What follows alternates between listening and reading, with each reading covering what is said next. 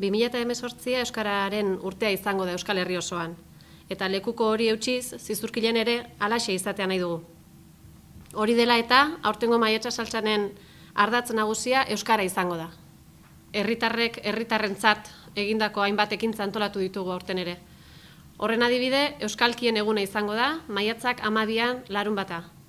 Hain zuzen, herriko hainbat elkartek postua jarriko dute plazan bertan, Euskal Herriko 7 lurraldetako bereizgarriak erakusteko. Bertan aurkitu ahal izango ditugu lurralde bakoitzeko turismo informazioa, lurralde bakoitzeko berezitasunak, eta lurralde horietako pintxo tipikoak eta edariak dastatu ahal izango ditugu. Urteurren berezia ere bada guretzat.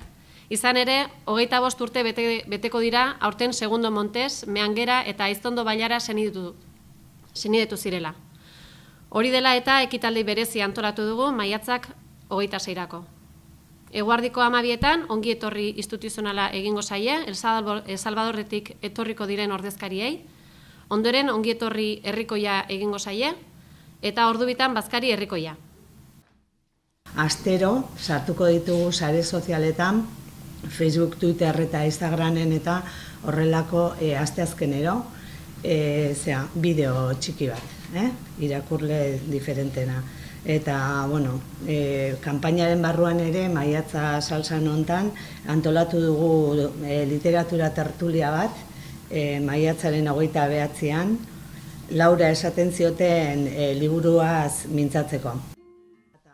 Aurtengo Maiatsa Saltsanen gaia edo hildua euskara bea izango da, Euskaraldian barrun, eta maiatzak 12ko Euskalkien eguno izango da pixkat, Maiatsa Saltsa honen ardatza edo, ez?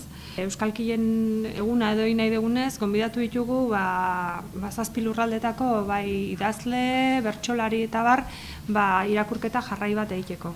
Honen helburua da pixkat entzutia, badaudela 7 euskalki desberdin eta behintzat belarria eikia edo, ez? Ondoren, maiatzak 10an Andoni Egaina izango dugu gure artean, pixkat euskaran egoera eta noruntzugoa zen hausnarketa txiki bat egiten, ez?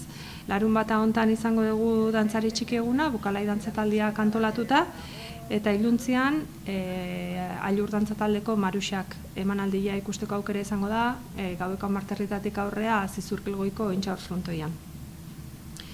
Eta kirolak ere beti bere tartea izaten du maiatzan, eta urtengoan maiatzako 20an izango dugu Zizurkilgo 19. biatloia, adin guztitako aurrak gonbidatuta daude, goizeko 11 aurrea Zizurkilgoien, eta baita urtero antolatzen da 14. emakumeen Aiztondo sari nagusia izango dugu Zizurkilen, maiatzak 27an. Ekainean eta Gabonean aldian, bi lehiaketa edo zozketa garrantzitsu ingo ditugu hemen ostalari eta merkatariekin batea. Lehenengoa izango da ekainak 4tik 9 bitarteko aste hortan, eta herriko taberna jarritako torduk eta pintxo poteko baleak edo zozketatuko ditugu, eta hola, lortu nahi deuna da, bai erosketeta jutean jendia eta baita taberneta hurbiltzen den jendiak, euskera erabil dezan.